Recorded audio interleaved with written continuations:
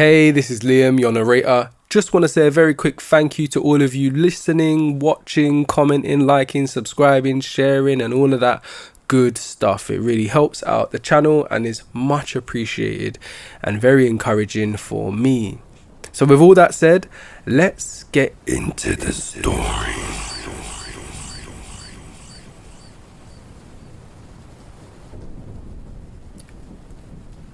As I strolled through the foggy streets of London, I couldn't help but feel a chill running down my spine.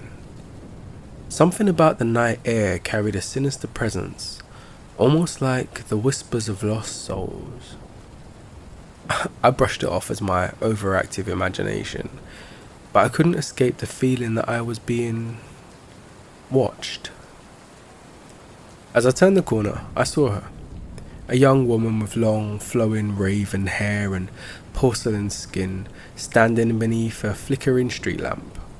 She seemed innocent and naive, and her eyes locked onto mine with an almost hypnotic intensity. "Are you lost?" I asked, trying to keep the tremble from my voice. "No," she replied softly, "but I think you might be." Something about her felt familiar, yet eerily foreign. She seemed to embody a kind of darkness that drew me in against my better judgment. "I'm Emily," she said, her voice both smooth and unsettling. "Would you like to join me for a drink?" I hesitated for a moment, but her eyes seemed to hold a promise of something more. Without knowing why, I found myself agreeing, and she led me to a dimly lit pub nearby. As we sat down, Emily leaned in close and whispered, "I have a confession to make. I'm not exactly who I appear to be." Intrigued, I asked her to continue. She revealed that she was possessed by the spirit of a Victorian prostitute, a woman who lured men to their deaths through seduction and manipulation. I couldn't take it seriously, but that didn't stop a chill running down my spine, and I couldn't deny the morbid fascination that gripped me. "Have you ever heard of gaslighting?" she asked, her eyes gleaming with a twisted delight. I nodded, aware of the manipulative tactic where one person causes another to doubt their sanity. She explained how she had perfected the art, using her beauty and the guise of innocence to prey on her victims. "You see, I'm not just a murderer," she said with a wicked grin. "I'm a psychological tormentor." My instincts screamed to leave, but I couldn't tear away. She continued to tell me stories of the men she'd ensnared, each more gruesome than the last. I knew I should have been repulsed, but I found myself falling deeper under the spell. "Do you love me?" she asked suddenly, her eyes wide and vulnerable. I hesitated, unsure how to respond. Was this another one of her twisted games? "Say it," she demanded, her voice turning cold and menacing. "Tell me you love me." The words fell from my lips before I could stop them. "I love you, Emily." A sinister smile spread across her face, and I knew I had sealed my fate. She leaned in closer, her lips brushing against my ear as she whispered, "I knew you would." The next thing I knew, we were in a dark alley, her hands wrapped around my throat. Panic set in as I realized I was her next victim, and I struggled to break free from her grasp. But as my vision blurred and my lungs screamed for air, I saw her eyes change. The darkness receded, replaced by a look of pure terror. "What's happening to me?" she cried, her grip loosening. I gasped for breath, my mind racing. Was this a ploy, or had the spirit abandoned her, leaving behind the innocent girl she once was? As I stumbled away, I couldn't help but wonder if I had just narrowly escaped death, or if the darkness within her had simply found a new host. My vision blurred, and I stumbled away gasping for air. Emily clutched her head and screamed in agony, her eyes wide with terror. Whatever had possessed her seemed to be tearing her apart from the inside. I should have run, but something compelled me to stay and watch the horrifying scene unfold before me. "I can feel her inside me," she shrieked, her voice barely recognizable. "Please, help me." My heart wrenched at the sound of her desperate pleas. I hesitated, knowing that saving her could mean sacrificing myself. But if there was a chance to save her soul from the darkness that had consumed her, I had to take it. I approached her cautiously, my hands trembling. As I reached out to touch her, I felt an icy chill shoot through my veins, and a guttural voice echoed in my mind. "You cannot save her. She is mine." I gritted my teeth and ignored the voice, focusing on the terrified girl before me. I wrapped my arms around her, holding her close as she convulsed and screamed. Her body was ice cold, and I could feel the darkness within her clawing at my soul. But I refused to let go. I whispered words of comfort and hope, willing her to fight back against the evil that sought to claim her. And slowly the convulsions ceased, and her breathing steadied. The darkness seemed to recede, and I dared to hope that we had won.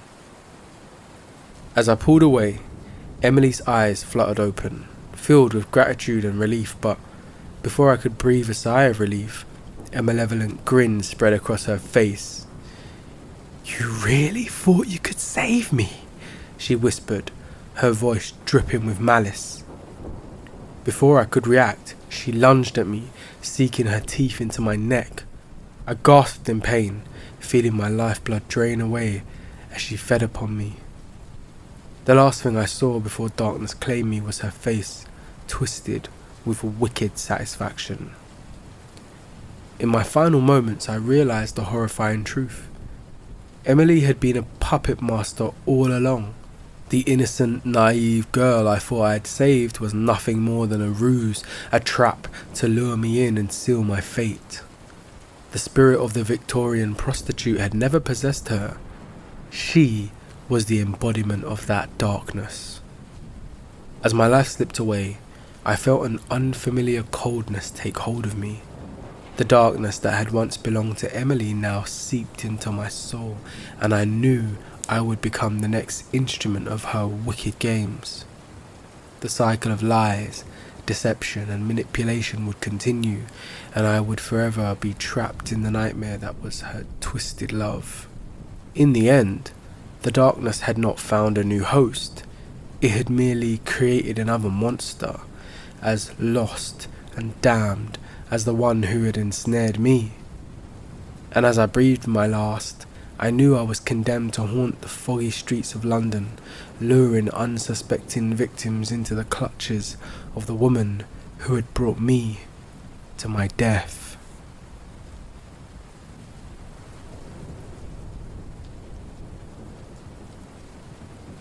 In a city cloaked by the darkness of night, the fog crept slowly through the narrow alleys, swallowing the shadows within its cold embrace. Raindrops trickled from the leaves, forming symphonies of melancholy that accompanied the forlorn tale of Isabella, a young girl in search of respite from her tormented existence. Each evening, Isabella roamed the streets, searching for clients who would grant her a fleeting moment of solace. This particular night, however, she found herself standing outside the entrance to a decrepit old mansion, shrouded in mystery and despair. As she approached the door, a sense of unease washed over her, but she suppressed it, reminding herself that she had a job to do. Once inside, the eerie silence of the mansion seemed to engulf her. From somewhere deep within the shadows, a tall figure emerged, his eyes gleaming with an unnatural intensity. "Welcome, Isabella," he whispered, his voice as cold and sharp as the edge of a blade. "I am Alexander." Isabella, unnerved by his presence, hesitated for a moment before she spoke. "You are my client, I presume?" she asked, her voice wavering with apprehension. Alexander's lips curved into a sinister smile. "Indeed," he replied, his voice dripping with malice. "But tonight, my dear, you shall not be providing your usual services." Isabella furrowed her brow, puzzled by his cryptic statement. She knew something was amiss, but her curiosity got the better of her, and she followed Alexander deeper into the labyrinthine mansion. As they moved through the dimly lit corridors, the air grew colder and heavier, pressing down on Isabella's chest like a crushing weight. They soon arrived at a room filled with old dusty books and a large portrait that hung on the wall, depicting a woman with hauntingly familiar features. Isabella gasped, recognizing the visage as her own. Alexander watched her reaction with dark amusement. "Do you recognize yourself, my dear?" he asked, his voice barely audible. "What is this?" Isabella demanded, her voice shaking with fear. "What kind of twisted game are you playing?" Alexander laughed, the sound echoing off the walls, sending shivers down Isabella's spine. "This is no game," he said, his voice suddenly fierce. "This is your destiny." Suddenly, his eyes grew dark, and he lunged at her with lightning speed, sinking his fangs into her throat. Isabella's body convulsed in agony as she tried to break free from his iron grip, but her strength waned with each passing second. Just as she felt herself slipping into unconsciousness, a surge of primal energy exploded within her. She managed to push Alexander away, her eyes blazing with newfound power. "You cannot take my life," she screamed, her voice ringing with defiance. "I will not be your victim." Alexander snarled, his face contorted with rage. "You are no match for me," he hissed, launching himself at her once more. Isabella summoned all her strength, using every ounce of her newfound power to dodge his advances. The room trembled with the force of their battle, as Isabella fought for her life, refusing to succumb to the darkness that threatened to consume her. As the sun began to rise, Alexander's strength waned, and Isabella took advantage of his weakness, delivering a final decisive blow. His body crumbled to dust, leaving behind only the echo of his cursed existence. Exhausted and wounded, Isabella stumbled from the mansion, the first rays of sunlight warming her battered body. She knew her life would never be the same after her harrowing encounter with Alexander, the vampire who had sought to claim her soul. Though her newfound power granted her a strength that she had never known, it also came with a heavy burden. Isabella's once mundane existence was now shrouded in mystery and darkness, and she straddled the line between life and death and the supernatural. The days ahead would be filled with melancholy, as she mourned the loss of her innocence and the life she had once known. But in the midst of the darkness, Isabella discovered a flicker of hope. She vowed to use her newfound abilities to protect those who, like her, found themselves in the sinister web of the supernatural. And as she walked through the city streets, now forever changed, she felt a sense of purpose stirring within her, a determination to face the shadows that haunted her, and to forge a new path through the darkness.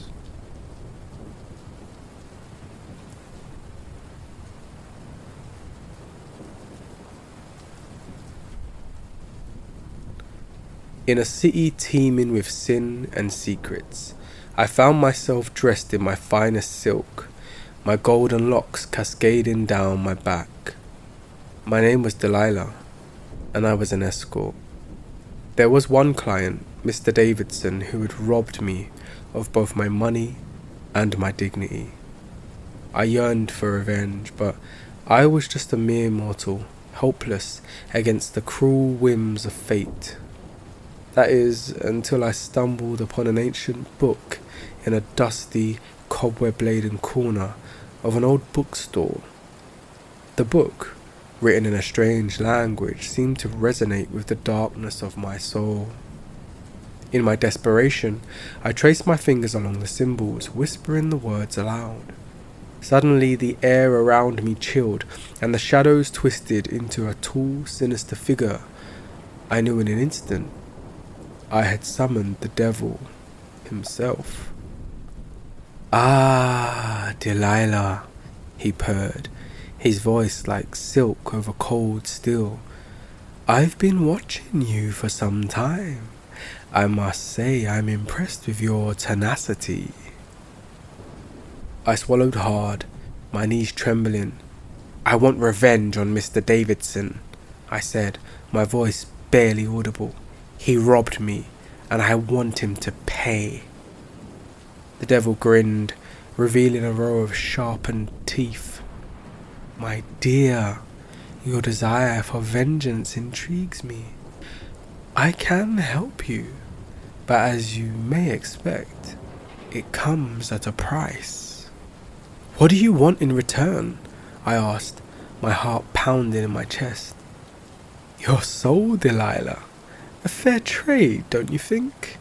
His eyes gleamed like embers in the darkness. I hesitated for a moment, but my desire for revenge overpowered any rational thought. "Deal," I said, sealing my fate with a single word. The devil laughed, the sound echoing through the night. "Oh, Delilah, you made a wise choice. Now, let me bestow upon you the power you seek." A searing pain shot through my body as the devil's mark was etched onto my skin. Suddenly, I could see the world through new eyes, the hidden secrets of the universe laid bare before me. I felt invincible. Armed with these new abilities, I sought out Mr. Davidson. He was in a luxurious hotel suite, surrounded by beautiful women and decadent pleasures.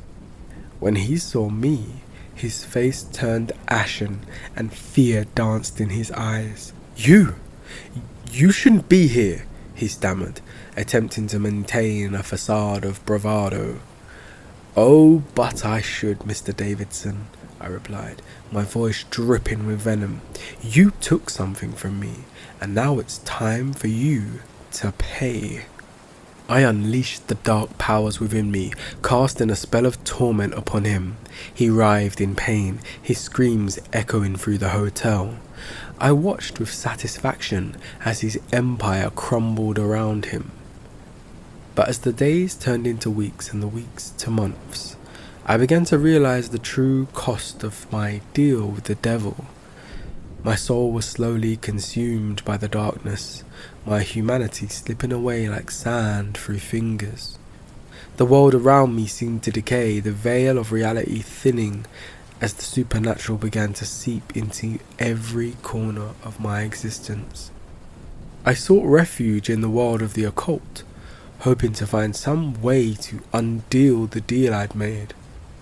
But with each passing day, the darkness within me grew stronger, and the line between the living and the dead began to blur. I was trapped in a nightmarish existence, haunted by demons and tormented by ghosts of my past.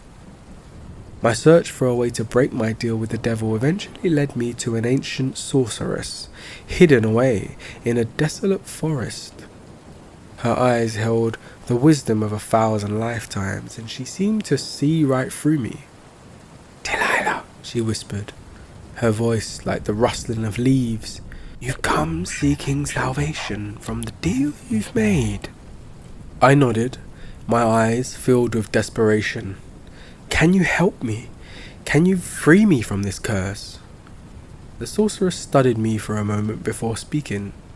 "There is a way, but it will not be easy. You must confront your own darkness and face the consequences of your actions." I swallowed hard, knowing that this was my last chance at redemption. "I'm ready," I said, determination flooding my veins. The sorceress guided me through a series of ancient rituals, forcing me to confront the depths of my own soul. As I faced the darkness within me, I realized that true power comes not from vengeance, but from forgiveness and compassion. With newfound strength, I fought against the demonic forces that sought to consume me. It was a battle of epic proportions waged within the depths of my own being. And as I emerged victorious, I felt the devil's grip on my soul begin to loosen. Finally, I stood before the devil himself, my heart pounding in my chest. "I reject your power," I declared, my voice ringing with conviction. "I choose to forgive and to heal."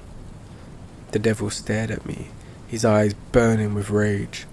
But in the end, he could not hold on to me, for I had broken free from the chains of vengeance that had once bound me.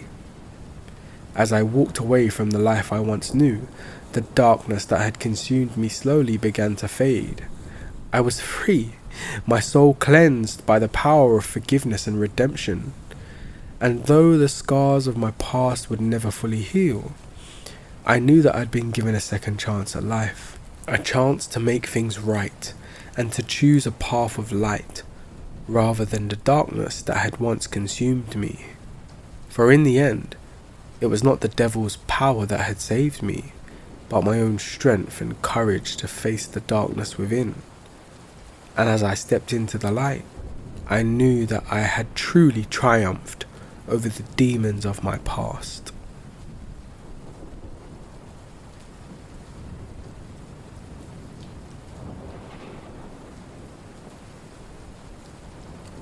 In the dreary, rain-soaked town of Ravenscroft, nestled between the murky waters of the lake and the oppressive gloom of the ancient forest, a young woman named Penelope moved to attend Ravenscroft University. Penelope was a quiet girl who kept herself to herself, plagued by social anxiety and a feeling of disconnection from her peers. Despite her bright intellect and kind nature, she often found herself on the fringes of society where the darkness lay waiting to envelope her. One fateful evening, as Penelope walked back to her dorm, she came across a group of stunningly beautiful girls, their laughter echoing through the gloomy halls. Drawn by their magnetic charm, Penelope approached them, heart racing, palms sweating.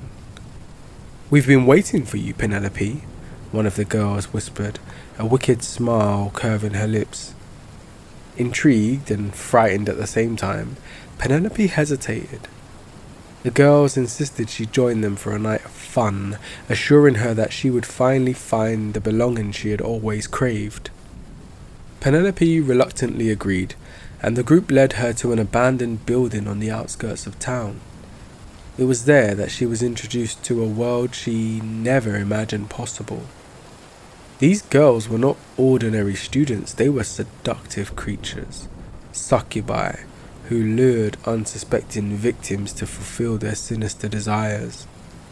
To Penelope's horror, they revealed that she was to become one of them, a call girl, a being of darkness and lust.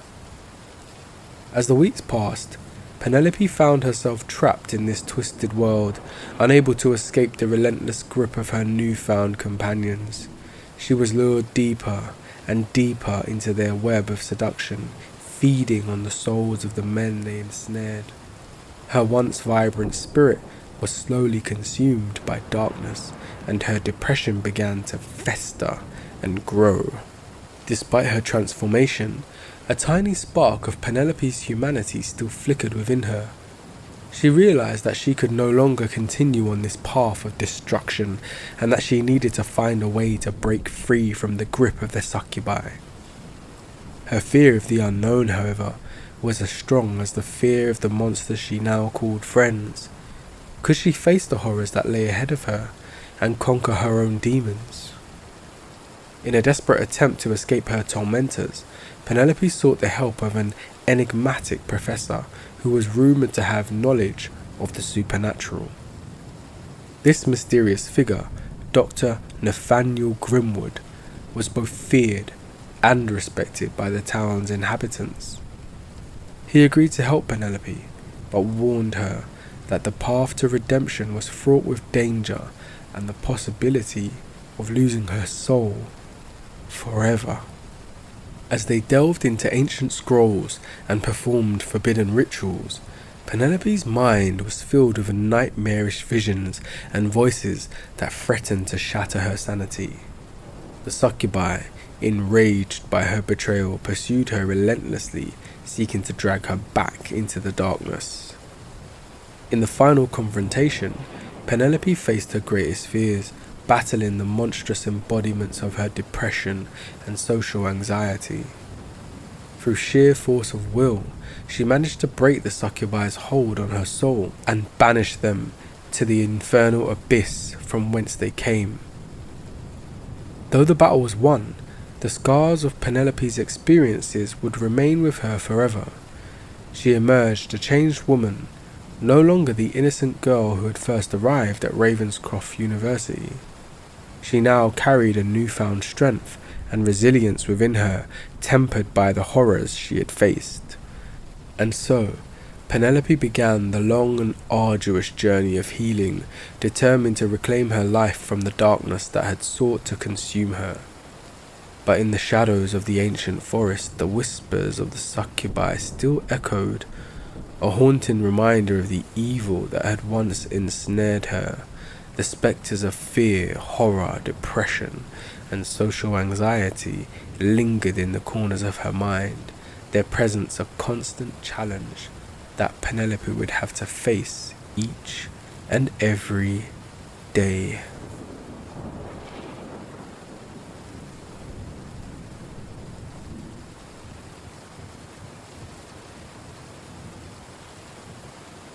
The full moon illuminated the ancient cobblestone streets of the small German village, casting eerie shadows on the walls of the houses. Mark, a young American backpacker, was exhausted from his long journey and desperately sought refuge for the night. As he stumbled upon a quaint guest house, he couldn't help but notice its haunting beauty. Upon entering, he was greeted by the innkeeper, Herr Schmidt, who introduced him to the other guests. Among them was a stunning woman who seemed to be from another time. Her name was Greta, and she had an ethereal beauty that left Mark breathless. Drawn to her like a moth to a flame, he spent the evening with her, sharing stories and laughter. As the night wore on, Mark couldn't shake the feeling that something was off about Greta though. Her skin was cold to the touch, and her laughter seemed to echo through the halls of the guest house. Unable to resist her allure, he eventually found himself in her room, the dim candlelight casting sensual shadows on her delicate features. Greta, I can't explain it, but I feel a connection to you that I've never experienced before. I feel it too, Mark. There's something about you that has awakened something within me, something I haven't felt in a very long time. As they kissed passionately, Mark was overcome by a mixture of desire and fear, unsure of what was happening but unable to pull away. Greta whispered seductively in his ear, her voice sending a shiver down his spine. Let me show you the secrets of this house. Let me share the darkness that resides within its walls. Suddenly the room was filled with whispers and shadows, the air heavy with a sinister energy. Mark felt a growing dread, but his fascination with Greta clouded his judgment. Together they ventured into the hidden corners of the house, discovering its sordid past. Mark soon learned that the guest house had once been a brothel where Greta, a cool girl, met her tragic end. She'd been murdered in cold blood, her soul forever trapped within the walls of the house. The more time Mark spent with Greta, the more the line between the living and the dead were blurred, his sanity slipping away. As his fear and confusion grew, Mark's desire for Greta only intensified, their nights together filled with an intoxicating mix of passion and terror. He began to lose touch with reality, unable to determine if his experiences were a haunting, a nightmare, or a twisted manifestation of his own desires. "Mark, you must leave this place," said Herr Schmidt. "Greta's spirit is dangerous. She feeds on the souls of the living, draining their life force until nothing remains." "I can't leave her," said Mark. "I love her." "She is a ghost, Mark. She cannot love you as a living woman can. You must let her go, or risk losing yourself forever," warned Herr Schmidt.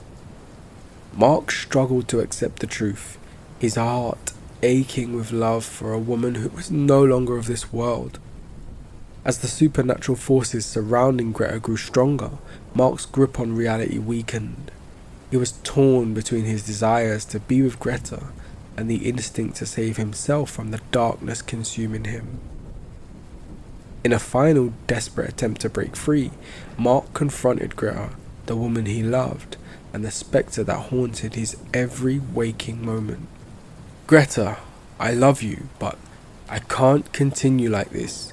You're not real, and I have to let you go," Mark pleaded. "If you leave me, Mark, you will condemn me to an eternity of loneliness. Don't you see? You are the only one who has ever truly understood me, who has given me a reason to exist." Mark, his heart heavy with sorrow, knew that he could not continue down this path. He needed to save himself, even if it meant leaving Greta to face her fate alone. "I'm so sorry, Greta. I wish I could help you find peace, but I can't sacrifice my own life for you. I have to leave." As the words left his lips, the shadows in the room seemed to grow darker, and Greta's once beautiful face twisted into a grotesque visage of anger and despair. "You will regret this, Mark. You will never forget the love we shared and the darkness that will follow you, always." With a heavy heart, Mark left the guest house, never looking back. He could still feel the chill of Greta's touch, her voice echoing in his mind, and the sinister energy that had enveloped the house. As the years passed, Mark tried to move on from his terrifying encounter with the supernatural, but the memory of Greta and the love they shared haunted him relentlessly. He could never escape the feeling that the darkness was always just a step behind him, waiting for the moment when it could claim him as its own. In the end, Mark was forever changed by his experience at the guest house. He lived his life in constant fear of the unknown, tormented by the love he had lost and the sinister forces that seemed to lurk in the shadows, always watching, always waiting.